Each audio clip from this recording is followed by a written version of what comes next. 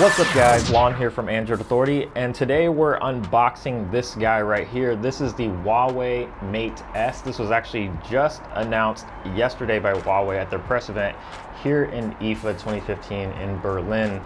So we're gonna go ahead and unbox this guy, take a look at it, and show you what's in the box, and I'll also give you sort of a first impressions of what I think about the device. So let's go ahead and just get right into it. Alright, so it's going to be kind of a faux unboxing here because I did already kind of play with it a little bit, but it's going to give you the idea regardless. So first thing you're going to see is the phone itself, obviously, and we're just going to lift that out. And I'm going to set that to the side for just a second and see what else is in the box here. So take out this little tray. And in the box, you're going to get the usual stuff here. You have the micro USB cable for charging and syncing. And then you also have the wall adapter here. And then there's also a pretty nice set of earbuds here. So, and Huawei actually made a pretty big deal about these earbuds, and they do look pretty nice, sort of very Apple EarPod-esque, but they're pretty nice looking earbuds regardless. And then other than that, you have a SIM card removal tool, and inside this box here, there's actually a case. So that's kind of nice that you get a case included with the phone. So it's a flip cover case. So pretty nice that they included that. You don't really see that too often with a lot of flagship or high-end devices. So you get some really nice earbuds and a really nice case. All right, so here is the device itself. So the first thing you're going to notice is that it's completely made of metal. So it's an all metal unibody design. And the first thing that I sort of thought of when looking at this phone was that it sort of looks like the old 1M7 from a few years ago. So it has sort of that same sloping curved metal back, and it has chamfered edges all around. So there's chamfered edges on the back side and chamfered edges on the front side, and it's also extremely thin. Not the thinnest, but it's pretty thin. It's 7.2 millimeters thin, and it actually tapers down along the edges to 2.65 millimeters. So that is really thin, and when you hold it, it feels extremely nice to hold, and it's also really easy to hold despite being a 5.5-inch smartphone. So I really love the build quality. It feels very sleek in the hand, and it doesn't feel slippery either for being a metal phone. There's actually sort of a little bit of resistancy to the metal backing, and of course the chamfered edges also help out with that as well. So I really like the handling with this. It feels extremely nice, and it doesn't feel slippery at all. On the front of the phone, you're looking at a 5.5-inch 1080p Super AMOLED screen, and Huawei was quick to point out the contrast ratio. So you're looking at 1.8 million to 1 contrast ratio, and it's also very saturated as well, as you would expect from a AMOLED screen. And so far it looks really good. It's a nice looking panel, but one thing I will say from just having this device for a short while is that it doesn't get all that bright, especially compared to something like the Note 5 or the S6. It definitely isn't quite as bright, so outdoor visibility might be a little bit of an issue with this device, but otherwise the screen really looks great. Just to take a quick tour around the device, you have your 3.5 millimeter headphone jack up top. The power and volume keys are both on the right side where they're easy to reach.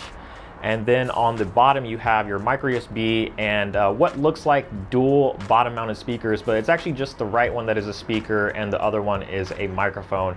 And then on the left side you have a dual SIM tray, so it is dual SIM capable, and you actually get LTE on both SIM cards, which is really nice.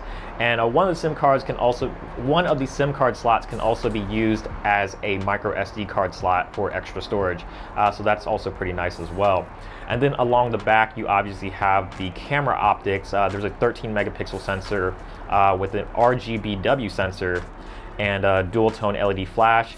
And also below the camera, you have the fingerprint scanner. And I actually really like the fingerprint scanner on the Mate S here. Huawei was sort of touting its accuracy and its reliability, and it actually is extremely fast. You can sort of just basically tap the fingerprint scanner and it'll unlock your phone. You don't even really have to hold your finger onto it. So that's really how fast it is, and it's almost pretty much instantaneous. So I really like the fingerprint scanner here. It works extremely well. And also has other functions besides just being able to scan your fingerprint. You can also use it as sort of as a trackpad.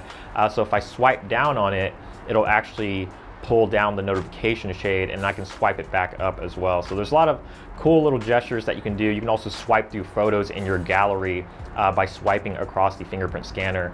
So that's also pretty cool as well. So a lot of really cool things you can do with the fingerprint scanner. There's a lot more functionality to it than just being able to scan your fingerprint. Now, just to recap the internal specs really quickly, you're looking at the high silicon Kirin 935 processor, so Huawei's own in-house processor, and 3 gigabytes of RAM. So performance should be really good on this device, and if history is any indication, Huawei's in-house chipsets are usually pretty good. So far I really haven't had any issues. It seems to be very smooth. So everything from gaming and media and all that stuff that you want to do on this phone should run perfectly fine. I don't think you're going to have any sort of issues whatsoever with the specs on this device. Storage wise, you're looking at 32, 64, or 128 gigabytes of storage. But one thing to note about the 128 gigabyte version is that it actually comes with Force Touch, as in Apple's Force Touch. So you're going to be able to press a lot harder on the screen to do certain functions, like being able to zoom in closer to an image without actually pinching the zoom. So things of that nature. But unfortunately, I'm not able to show it to you guys because this is the 32 gigabyte version that I have here. And the Force Touch version is actually going to be available only in certain markets. So you probably won't see it in the US for certain reasons that you can probably already guess. With the software, you're looking at Android 5.1.1 with Huawei's Emotion UI 3.1 on top. And if you've ever used Emotion UI before, you'll know exactly what to expect here. It's a very colorful interface with a lot of very brightly colored icons and a lot of software tricks up its sleeve, from a one-handed mode to motion control and dual window, things of that nature. And it also comes with Huawei's own Knuckle Sense technology, which we first saw on the P8. So you can do things like draw letters on the screen to open applications. Like I can draw a C, for example, on the screen if I wanted to open the camera app, or draw an E if I wanted to open the internet browser. So anything like that, and you can basically create your own gestures to open whatever apps that you want to open. You can also double knock on the screen with 2 knuckles to start a video recording, and double knock again to stop a video recording. Also inside is a pretty large 3000 milliamp hour battery, and that should be more than enough to get the Mate S through a full day, especially considering the screen is only 1080p. So I don't think battery life is going to be an issue on this phone, but obviously we're going to have to wait till we can test this device further to really see what the battery life is going to be like. But 3000 milliamp hours sounds like it should be more than enough for the Mate S. It's going to be available within the coming weeks, and pre-orders actually start on September 15th. So you'll be able to get your hands on the Mate S pretty soon here. But this has been a quick unboxing and hands-on first impressions of the Mate S. Hopefully you guys enjoyed it. If you did, please give it a thumbs up down below.